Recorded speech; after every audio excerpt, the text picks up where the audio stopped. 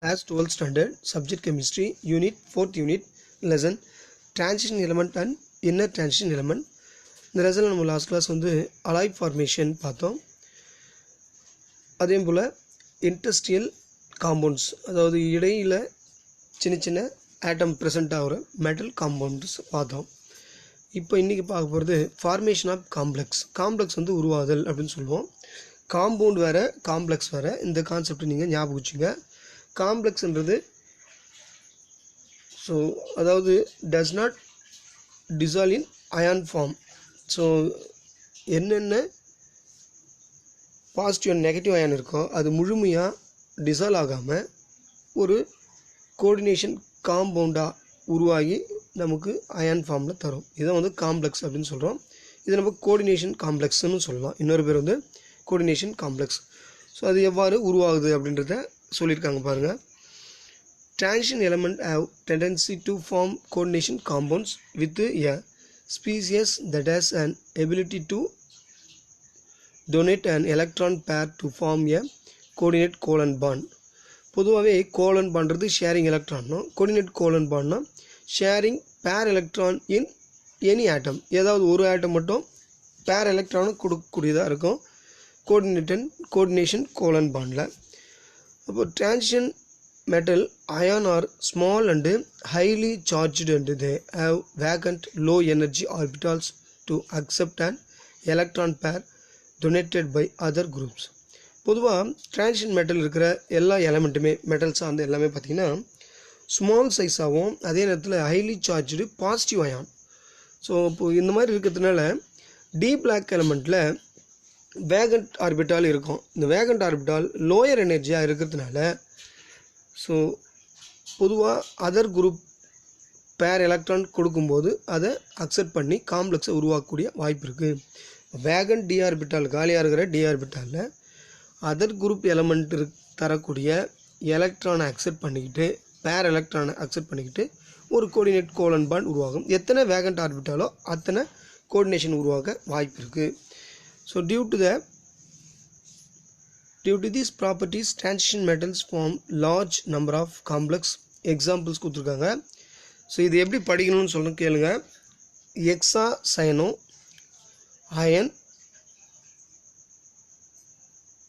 Negative ion. So இது ஞாபகம் வச்சுங்க.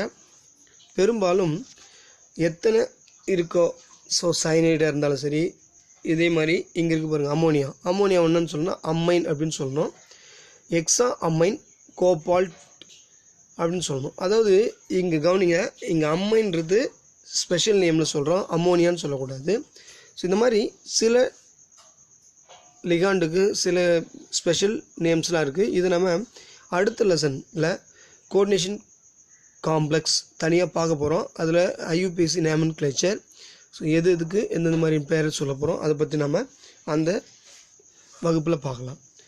அடுத்து the chemistry of coordination compound discussed in unit 5 அவங்களே கொடுத்துருக்காங்க பாருங்கள். யூனிட் 5ல் கோஆர்டினேஷன் காம்பவுண்ட்ஸ் பற்றி விரிவாக நாம் படிப்போம். அப்போ உங்களுக்கு ஏன் இந்த மாதிரி சொல்கிறாங்கன்றத புரியும். Next important compounds of transition element. So transition எலமெண்ட்டுடைய important compound first one oxide and oxyanion of metals. பொதுவாக மெட்டலும் ஆக்சிஜனும் சேர்ந்து மெட்டல் ஆக்சைடு ப்ரொடியூஸ் பண்ணும். ஸோ இது வந்து ஒரு முக்கியமான காம்பவுண்ட்ஸ். ஸோ அதுதான் கொடுத்துருக்காங்க. Generally transition metal oxides are formed by the reaction of transition metals with molecular oxygen at high temperature. So high டெம்பரேச்சரில் ஆக்சிஜனோடு சேர்ந்து நமக்கு மெட்டல் ஆக்சைடு அல்லது மெட்டல் ஆக்சை அயனான் ஃபார்மேஷன் ஆக வாய்ப்பு இருக்குது. ஆனால் இதில் except the first member 3D சீரீஸில் இருக்கிற scandium all other transition element form ionic metal oxide. So எல்லாமே பார்த்திங்கன்னா பெரும்பாலும் அயானிக் மெட்டல் ஆக்சைடை உருவாக்கும் எக்ஸப்ட்டு ஸ்கேண்டியத்தை தவிர. இது 1 மார்க்கில் கேட்க வாய்ப்பு இருக்குது. The oxidation number of metal in metal oxide range from +2 to +7. So oxidation number பொறுத்த வரைக்கும் பார்த்தீங்கன்னா மெட்டல் இன் மெட்டல் ஆக்சைடு பொறுத்த வரைக்கும் +2லேருந்து +7. நம்ம ஏற்கனவே பார்த்தோம் டிரான்சிஷன் எலிமெண்ட்டில் மேங்கனீஸ் பார்த்தீங்கன்னா +7, அதே போல் குரோமியமும் +6. ஸோ இந்த மாதிரி வேரியேஷன் ஆக்சிடேஷன் நம்பர் இருக்குது. ஸோ அதனால் ஆக்சிடேஷன் நம்பர் மெட்டல் இன்க்ரீஸ் ஆக அயானிக் கேரக்டர்ஸ் டிக்ரீஸ் ஆகுது. ஸோ அயானிக் கேரக்டர்ஸுக்கு பதிலாக கோலன் கேரக்டர்ஸ் இன்க்ரீஸ் ஆகி நமக்கு அதனுடைய ஆசிட் ஆக்சைடை தருகிறது. So for example manganese oxide is covalent நேச்சராக இருக்குது. அயானிக் கேரக்டர்ஸ் குறைஞ்சி கோவலன் நேச்சரை தரக்கூடியதாக இருக்குது. Mostly iron oxide are acidic in nature. பொதுவாகவே பார்த்திங்கன்னா மெட்டல் ஆக்சைடு எல்லாமே அசிடிக் நேச்சரில் தான் இருக்கும். மோஸ்ட்லி அயர் ஆக்சைடு எல்லாமே ஓரளவுக்கு சொல்லியிருக்காங்க. அதன்படி பார்க்கும்போது manganese oxide dissolve in water to give a permanganic acid. So permanganic acid வந்து HMnO4 உருவாகுது. சிமிலர்லி CrO3 குரோமிக் ஆக்சைடுன்னு சொல்லுவோம். குரோமிக் ஆக்சைடு தான் H2CrO. அதே போல் டைக்ரோமிக் ஆசிட் H2Cr2O7. இது எல்லாமே பார்த்திங்கன்னா அசிடிக் கேரக்டர்ஸை, அதாவது ஹையர் ஆக்சைடு மட்டும் அசிடிக் கேரக்டர்ஸ் கொடுக்க வாய்ப்பு இருக்குது. ஆனால் எல்லா மெட்டல் ஆக்சைடும் அசிடிக் நேச்சர்னு சொல்லிட முடியாது. Generally lower oxide maybe amphoteric or basic. So அதே போல் லோயர் ஆக்சிடேஷன் சொல்கிறோம் இல்லையா, அது பார்த்திங்கன்னா ஒன்று ஆம்போட்ரிக்ன்றது ஆசிட் பேஸ் ரெண்டுமே பார்த்திங்கன்னா ஓரளவுக்கு அந்த சுச்சுவேஷனை பொறுத்து அது இண்டிகேட் பண்ணக்கூடிய வாய்ப்பு இருக்கும். அல்லது பேசிக்காக இருக்கும் லோயர் ஆக்சிடேஷன் மட்டும். ஹையர் ஆக்சிடேஷனாக இருந்தால் ஆசிட் ப்ராப்பர்ட்டிஸும், லோயர் ஆக்சிடேஷன் இருந்தால் பேஸ் ப்ராப்பர்ட்டிஸும் காட்டக்கூடிய வாய்ப்பு இருக்குது. For example chromic 3 oxide is amphoteric and chromium 2 oxide CrO is basic nature.